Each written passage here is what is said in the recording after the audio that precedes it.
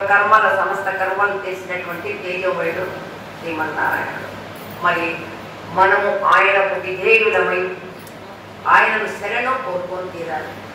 మంచి మార్గాల్లో నడచడానికి ఎన్నో అవరాధాలు ఉంటాయి, ఎన్నో ఇబ్బందులు కలగచ్చు. మనకున్నటువంటి అవరోధాలు, మనకున్నటువంటి పాప కొండల్ని తొలగించి మనల్ని కాచడానికి స్వామి ఏడుకొండల మీద శ్రీమన్నారాయణుడు, సాక్షాత్ శ్రీమన్నారాయణుడు వెంకటేశ్వరుడిగా ఉన్నాడు. మరి ఆయన సృష్టి విలాసము ఇదంతా తెలుసుకోవాలంటే బ్రహ్మ రుద్రాదులకు కూడా సాధ్యం కాదట. ఇంకా మనటువంటి వాళ్ళము ఈ సంసారంలో ఉన్నటువంటి వాళ్ళు మనకు ఇంకా చాలా దూరం. బ్రహ్మకు రుద్రుడికి ఆయన యొక్క లీలలో తెలుసుకోవడం కష్టమట. మరి మనం చేయగలిగింది ఏమంటే ఆ దేవదేవుని యొక్క అవతారము, ఆయన యొక్క లీలల్ని శ్రవణం చేస్తూ అనుక్షణం ఆయన యొక్క దివ్య చరితాన్ని తెలుసుకుంటూ ఎక్కడైనా మనం మాట్లాడుకుంటూ ఉంటే మామూలు మాటలు కాకుండా వానికి సంబంధించినవి, భగవన్నామానికి సంబంధించినవి మాట్లాడుకుంటూ ఆయన పాదాలను ఆశ్రయించేటువంటి భక్తి మనకు తెచ్చాలి. మీరు ఏమి చేయాల్సిన అవసరం లేదు, మీరు భక్తి తెచ్చాలి. మరి మత్స్యరూపధారి తనను ఆశ్రయించినటువంటి ప్రభువును కాచి అతన్ని మనువుగా నిలిపి అసురుణ్ణి తుడిచి వేదాన్ని రక్షించినటువంటి శ్రీమన్నారాయణ యొక్క లీలా వైభవాన్ని ఈరోజు మనము తెలుసుకుందాము. ఈరోజు సత్సంగంలో శ్రద్ధగా వినండి. ఆరవ మన్వంతరం అవాంతర ప్రళయకాలం అంటే విష్ణుదేవుని బ్రహ్మదేవునికి ఒక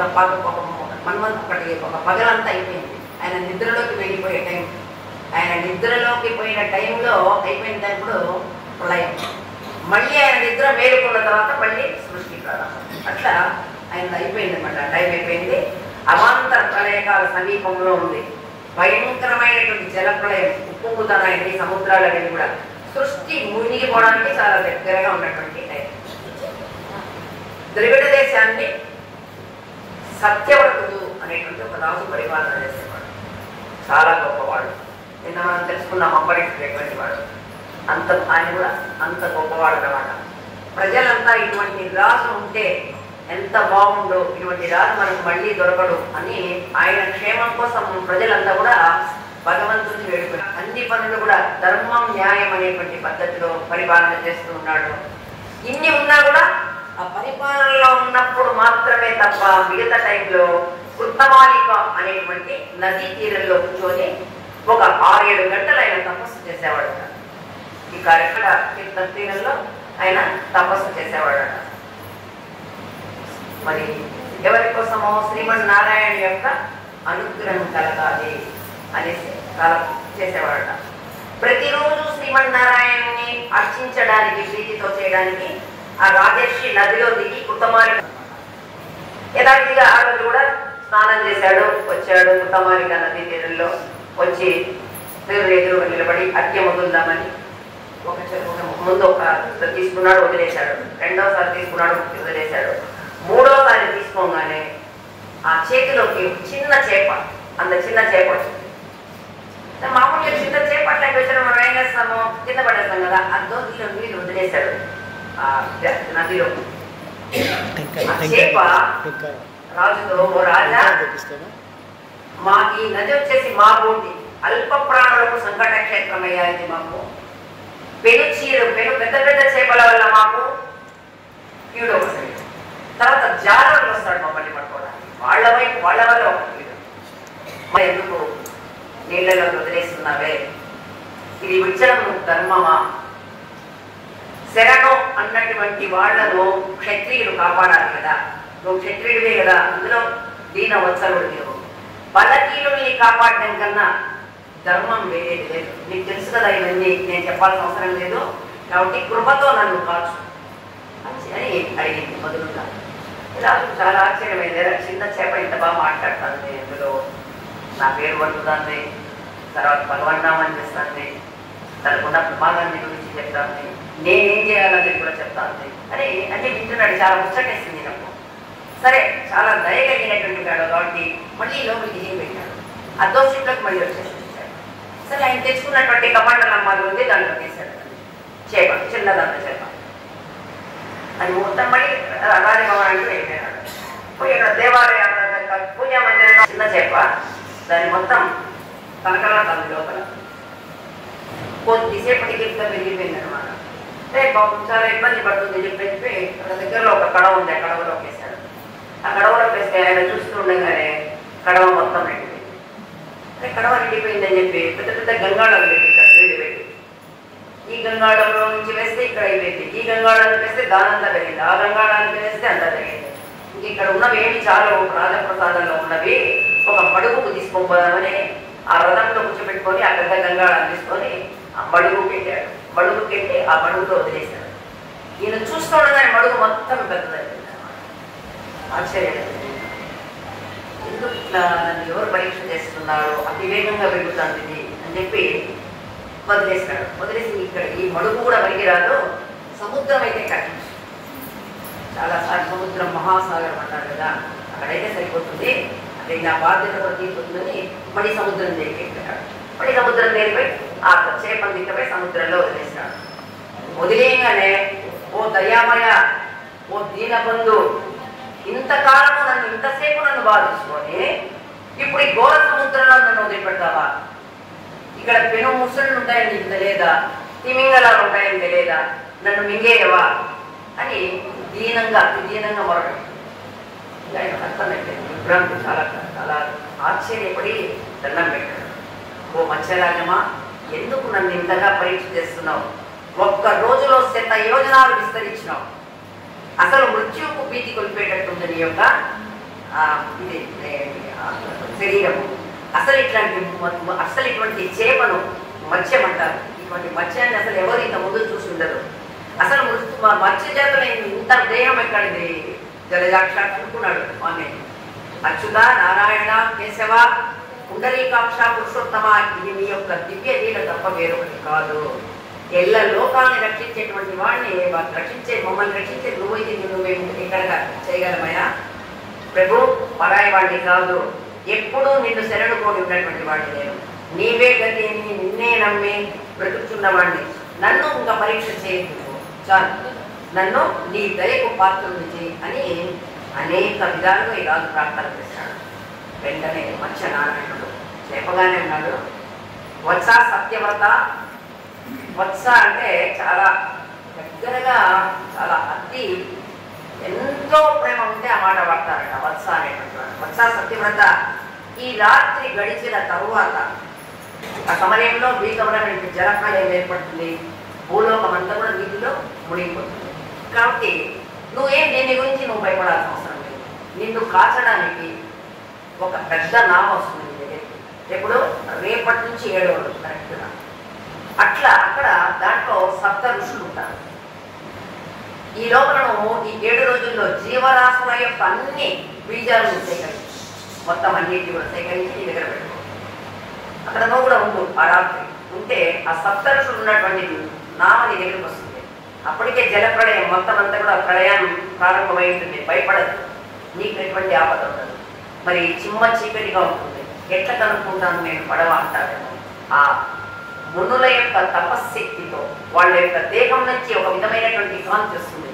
ఇవన్నీ కూడా చక్కగా కనిపిస్తాయి ఆ వెలుతురులో. కాబట్టి నువ్వు నిర్భయంగా ఈ జీవరాశులన్నింటినీ సేకరించి నువ్వు ఆ పడవ పెట్టేసి, తర్వాత నా యొక్క లీలా విశేషం చూడు, నేను ఆ సారథ్యాన్ని చేసేటువంటి దాన్ని చూడు, నువ్వేం భయపడాల్సిన పని లేదు అని చెప్పి, ఇదే నీకు నా భయం అని చెప్పేసి భయం. సరే, శ్రీమన్నారాయణ యొక్క దివ్య కృపా విశేషాన్ని తలుచుకుంటూ అబ్బా నిజంగా ఇంత చిన్న ఇంతైందని చాలా ఆనందపడుతూ వచ్చేసినాడు. చెప్పినాడు స్వామి, చెప్పినటువంటి సమస్త ఔషధులు, సమస్త జీవరాశుల యొక్క సమస్త అన్నిటి యొక్క బీజాలన్నీ సేకరించుకొని రెడీగా పెట్టుకున్నాడు. జలయానం ఇంకా అమ్మ లేదు, భార్య లేదు, కొడుకు లేదు, తను లేదు, అమ్మ లేదు, ఎవరు లేదు. ఖచ్చితంగా 7వ రోజు జలప్రళయం సంభవిస్తుంది, ఎవరు ఉండాలని చెప్పినాడు కదా. నిశ్చింతగా ఉన్నాడు. ఆయన తెలిపినట్టుగా మత్స్యనారాయణ చెప్పినట్టుగానే కుంభవృష్టి మొదలైంది. సముద్రాలన్నీ పొంగి దేశాలను ముంచేయడం మొదలైంది. దేశాలు సృష్టి కార్యంలో అలసిపోయినటువంటి బ్రహ్మదేవుడు నిద్రలోకి వెళ్ళిపోయినాడు. ఎప్పుడైతే నిద్రలోకి పోయినాడో అతలాకుతలమైపోయిందనమాట మొత్తం అంతా కూడా. లోకమంతటా పెను చీకటులు, ప్రాణకోటి అంతా కూడా సముద్రంలో కలిసిపోవడం మొదలుపెట్టారు. ఇంకా వీళ్ళు వాళ్ళు మొత్తం అన్ని నిద్రలు ఏమీ లేవు, అన్ని పోయాయి.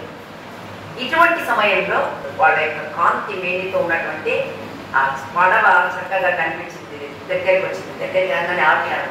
వెంటనే శ్రీహరిని స్మరిస్తూ దాంట్లోకి ఎక్కేసినాడు. నిర్భయంగా సప్తఋషులతో కలిసి సేకరించినటువంటి వస్తువులన్నీ జాగ్రత్తగా చేసి నావలోకి ఎక్కేసినాడు. ఇంకా అక్కడి నుంచి ప్రళయ భీకరమైనటువంటి ఆ సముద్రంలో చిత్ర విచిత్రమైనటువంటి శ్రీమన్నారాయణుడు ప్రయాణం మొదలుపెట్టాడు. ఎట్లా ఉంది అనేదాన్ని చెప్తున్నాడు. ఒక పెద్ద పాము వాసుతో కనపడుతుంది ఒక సైడ్, ఇంకొక సైడ్ మత్స్యనారాయణుడిగా ఉన్నాడు, మత్స్య రూపంలో ఉన్నాడు. ఆయన యొక్క మీనాకృతిలో ఉన్నటువంటి మత్స్యనారాయణ యొక్క కొమ్ములు ఏమో ఉంటుందట దానికి, ఆ చేపను చుట్టేస్తాడు. చుట్టి మొత్తం నీకు అన్ని 1,00,000 ఆమడల దూరం విస్తరించేటువంటి సాగర గర్భంలో భీకరమైనటువంటి అలల పైన అతిథి విలాసంగా ఆయన ఉన్నాడు కాబట్టి భయం లేదు. అటు కొంతసేపు పొర్లుతాడు, ఇటు కొంతసేపు నావా అట్లా ఇట్లా అంటాను కూడా భయం లేకుండా, అంత భయం లేకుండా వాడు స్వామి ఉన్నాడు అంత ధైర్యంతో. చూసి చాలా ఎంత బాగుంది, ఎంత చక్కగా ఉంది అనుకుంటూ వాళ్ళు చాలా సంతోషంగా వెళ్ళిపోతున్నారు. కారు చీకట్లలో సప్తఋషుల యొక్క మేని కాంతిలో చూస్తూ ముగిసలాడుతున్నటువంటి నారాయణ యొక్క స్మరణతో 6 మంది 8 మంది కూడా సప్తఋషులు 7 మంది ఈయన నారాయణ నామం బాగా వేసుకుంటూ గట్టిగా చేసుకుంటూ వాళ్ళు ఆయన యొక్క సారథ్య సౌఖ్యాన్ని అనుభవిస్తూ చాలా సంతోషంగా ఉన్నారు. అంత దీంట్లోనే తను చేపగానే ఉన్నాడు, మాట్లాడుతున్నాడు, అంత చేయాల్సిందంతా చేస్తున్నాడు అన్నాడు. అంతటితో ఆపల. సత్యవ్రత సూర్యదేవుడికి పుత్రుడవై శ్రాద్ధదేవుడు అనేటువంటి నామంతో జగత్ప్రసిద్ధి పొందుతావు. ఎందుకంటే చాలా చక్కటి పరిపాలన చేసేవాడు. వివస్వతుడైనటువంటి సూర్యుడి కుమారుడిగా నీ పేరట వైవస్వత మన్వంతరం అనేది ఏర్పడుతుంది. ఇప్పుడు మనం ఉన్నది అదే, ఆ మన్వంతరంలోనే మనం వైవస్వత మన్వంతరే ప్రథమవదే జంబుద్వీపే భర్తవర్షే. నువ్వు వైవస్వత మన్వంతరిగా 7వ మనువుగా నువ్వు పునఃసృష్టి బాధ్యతను నువ్వు స్వీకరిస్తావు.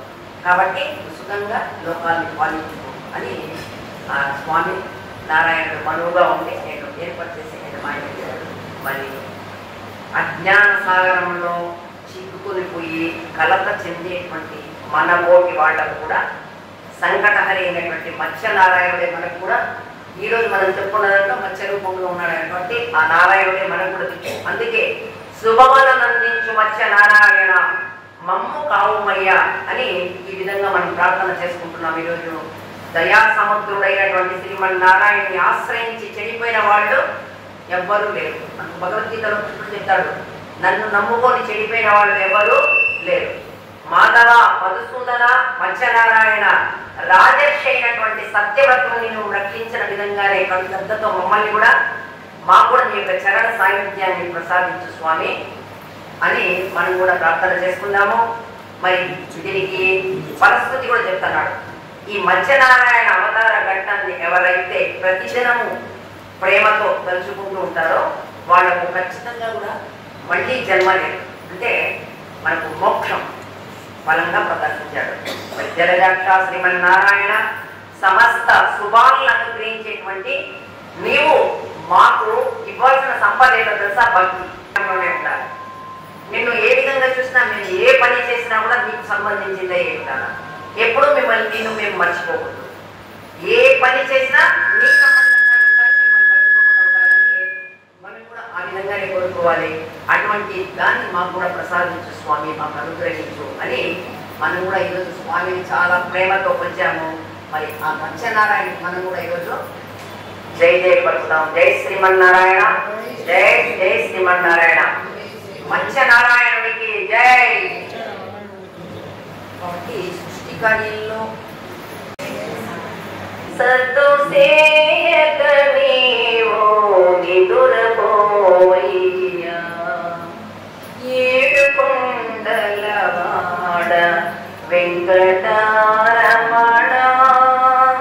సత్తు సేయక నీవో నిదురపోవయ్యా,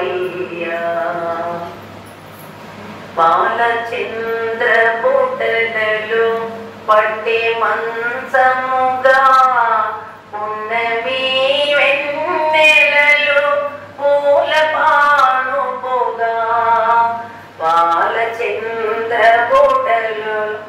వట్టె మంచముగా పున్నమి వెన్నెలలో పూల పానుకోగా కనులలో కేవలపు పన్నీరు చల్లగా అన్ని అమరించు నీ అలమేలు మంగా అన్ని అమరించు నీ అలమేలు మంగా ఏడు కొండలవాడ వెంకటరమణ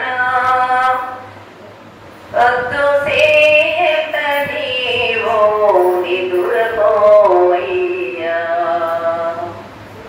మా పాలి దైవమని నమ్ముకున్నానయ్యా నా భాగ్య దేవత నన్ను మరువకయ్యా నా బీవినాచారమ్మ పొంచి ఉన్నాదయ్యా చాటు చేసుకు ఎటులో చింత చేరగవయ్యా ఏడు సేయట నీవు నిదురపోవయ్యా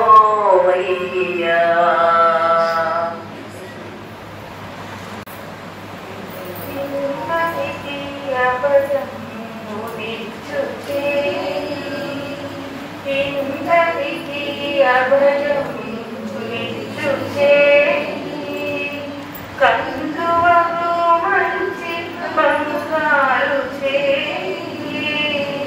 ఇందరికి అభయమునిచ్చు వెదచేని వేదములు వెదకి తెచ్చిన చేయి చిరుకు వృప్పది కింద చేచు చేయి వెదచేని వేదములు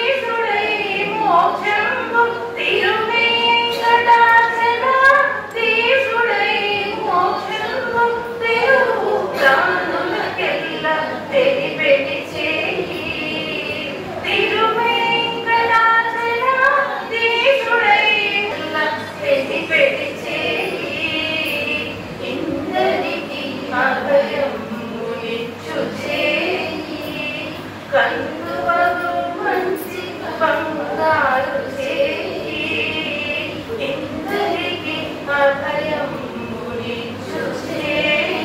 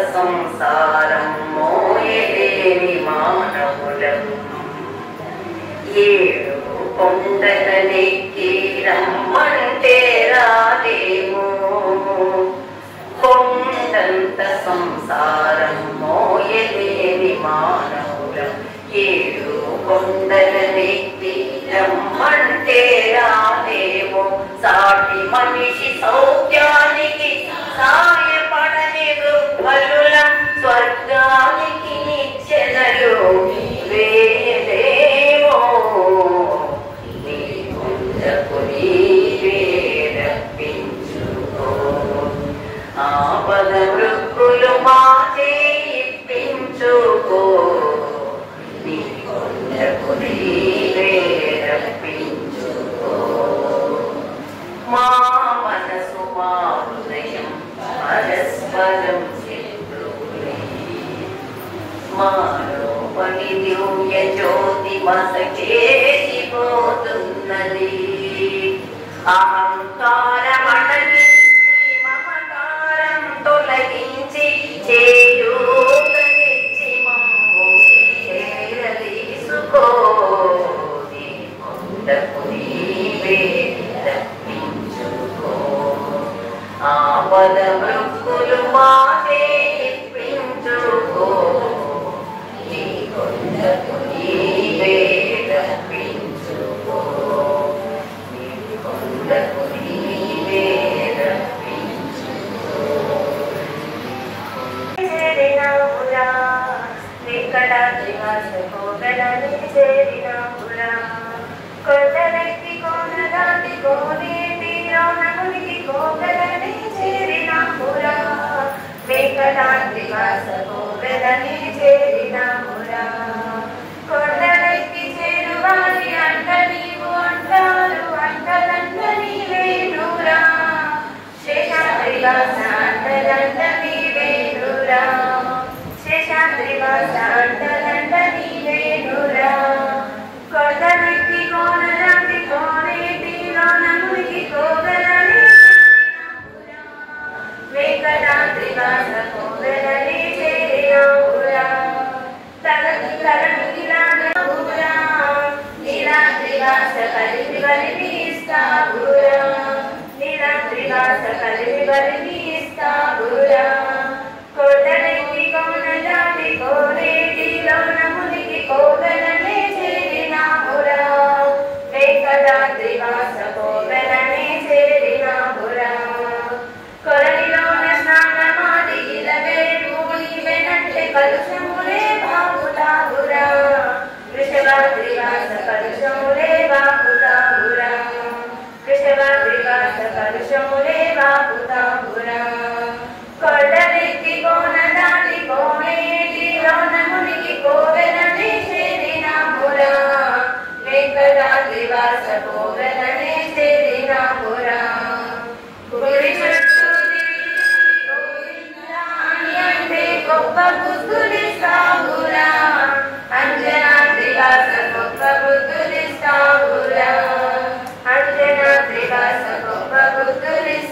పురా కొడలకి కోననాటి కోనేటి కోననే చేరిన పురా వెంకటాద్రివాస కటాద్రివాస కోవెలనే చేరిన పురా శ్రీ వెంకటాద్రివాస కోవెలనే చేరిన పురా శ్రీ వెంకటాద్రివాస కోవెలనే చేరిన పురా. మనం జరిగినటువంటి అపరాధాలన్నీ క్షమించమని అందరూ ప్రజలంతా కూడా సుఖ సంతోషాలతో ఉండాలి అన్న ఉద్దేశంతో ఇది 11 రోజులు మేము కూడా కంటిన్యూగా చేస్తున్నాం. యాక్చువల్గా 11 వారాలు శనివారాలు చేయాలనుకున్నాను, కానీ సార్ చెప్పినారు మేము 11 వారాలు పెట్టుకుంటే డిసెంబర్ మా ఇబ్బంది పడతారు అట్లా ఈ విషయమే. మళ్ళీ నేను కూడా ఆలోచన చేసి స్వామికి పక్షాలు పౌర్ణమి అమావాస్యలు అవన్నీ మనకున్నాయి, ఆయనటువంటి ఏమీ లేవు, ఆయనకు అన్ని శుభాలే. ఆయనను కొలిచే మనకు కూడా అన్ని శుభాలే. కాబట్టి శనివారం కూడా మా ఇంట్లో జరుగుతుంది కంటిన్యూగా. మహాస్వామి బట్టి తర్వాత వేరే వాళ్ళు పూజ చేస్తారు, సార్ వాళ్ళు చేస్తాను ఇబ్బంది లేదు, ఆడవాళ్ళని రావాలంటే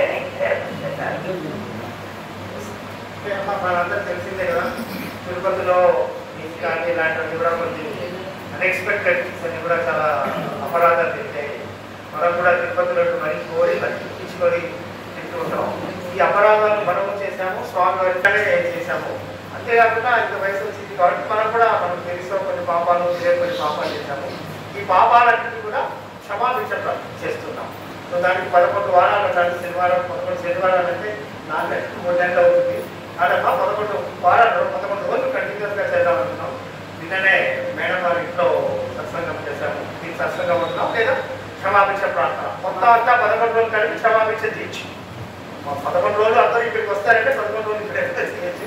ఇంకా దసరా వస్తుంది అని చెప్పి నేను మేడం వాళ్ళ ఇంట్లో స్టార్ట్ చేసాం. ఈరోజు ఇక్కడ చేస్తున్నాము. రేపు పల్లా లక్ష్మీ నరసింహని చౌడేశ్వరి గుడి ఈ దగ్గర ఉన్నారు, అక్కడ ఒక ఇదే మాదిరి చెప్తాను. చౌడేశ్వరి గుడి ఉంది కదా, సుద్దిరెడ్డి కోట బీజేపీ ఆఫీస్ ఉంది కదా, బీజేపీ ఆఫీస్ నుంచి సందులో నుంచి వస్తే చౌడేశ్వరి గుడి వస్తుంది. చౌడేశ్వరి గుడి పక్క వీధులు అనమాట. పల్లా లక్ష్మీ నరసింహుడు నేను ఫోన్ నెంబర్ కూడా ఇస్తాను. సో ఎంతమంది రాగలిగితే అంతమంది. ఇది 11 రోజులు కంటిన్యూస్గా జరుగుతుంది. ఎల్లుండి అంటే ట్యూస్డే అంటే 21 సోమవారం పల్లా నరసింహ గారి దగ్గర, మంగళవారము పౌరస్వామి గారి దగ్గర. అయితే స్వామి గారి దగ్గర పొద్దున్న వెళ్ళి కలిసి మాట్లాడొచ్చాము. సాయంత్రం కూడా బాబు 6 నుంచి 7:30 అంటే 6 నుంచి 7:30 అవుతుంది. అది చీకటిగా ఉంటుంది, ప్లస్ లైట్ ప్రాబ్లం ఉంటాయి, ట్రాన్స్పోర్ట్ ఉండదు. వాటికి మొత్తం కూడా పెడతాము, బాగుంటుంది అన్నారు.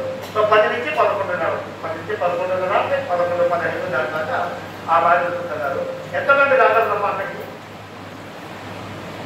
ఎంతమంది రాగలరు దాన్ని బట్టి మేము ప్లాన్ చేస్తాము.